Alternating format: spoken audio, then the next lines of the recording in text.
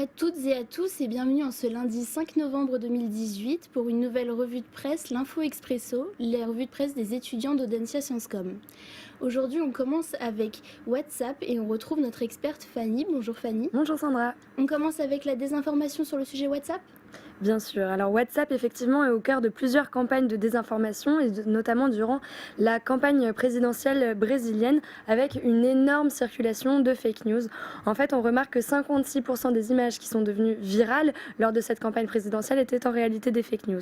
Donc WhatsApp, la célèbre application de conversation, connaît un succès phénoménal au Brésil. Et pourquoi? Tout simplement parce que le coût du SMS est très élevé. On remarque que 96% des échanges par messagerie se font via ce réseau-là. Donc comment WhatsApp est devenu un vecteur de fake news?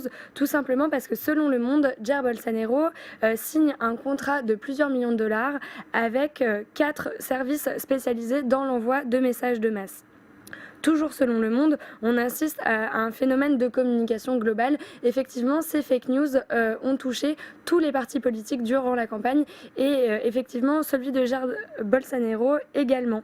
Donc c'est un phénomène qui est illégal et très compliqué à endiguer puisque en fait cette messagerie appartient au géant Facebook et crypte absolument tous ces messages.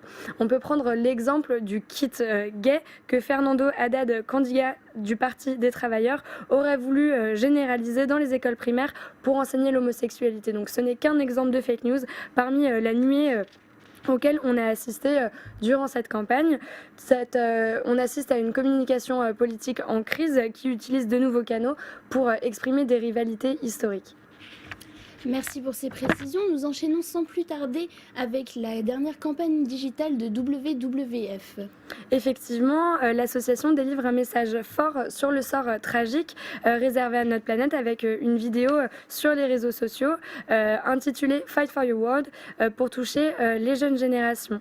La réclame nous explique que l'association communique avec des images qui ne peuvent pas être démenties et des séquences courtes. En effet, Pascal Coffin, directeur général du WWF France, dans l'émission de Yann Barthès Quotidien, explique que 60% des animaux sauvages ont disparu de la surface de la Terre en 44 ans. Cette information a fait le buzz sur la globalité des réseaux sociaux. Et c'est pas la première fois, effectivement, que l'association sensibilise les jeunes générations grâce aux réseaux sociaux. Le mois dernier, l'association avait utilisé la Snapchat Map pour montrer toutes les zones de la planète touchées par le réchauffement climatique, mais également en avril dernier, l'association avait utilisé Instagram avec le hashtag #TooLatergram pour montrer des photos de paysages avant et de paysages aujourd'hui dans l'état actuel des choses suite à la détérioration faite par l'homme.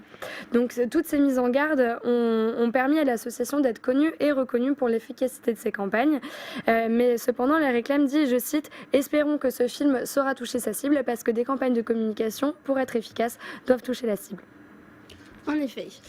On continue toujours sur les réseaux sociaux, mais cette fois avec le groupe Facebook et sa politique de modération qui est de nouveau remise en cause.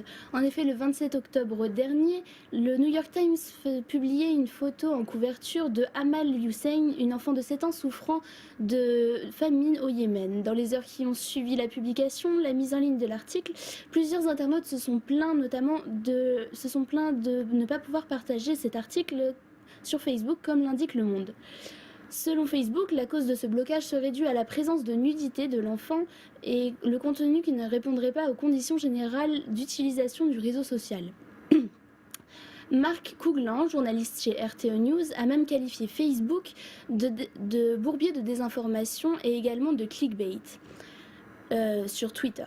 Après quelques heures, le message bloqué seront restaurés et le contenu pourra de nouveau être partagé. La polémique n'est pas sans rappeler la suppression 2 ans auparavant du célèbre cliché de la fillette nue fuyant le bombardement au napalm lors de la guerre au Vietnam.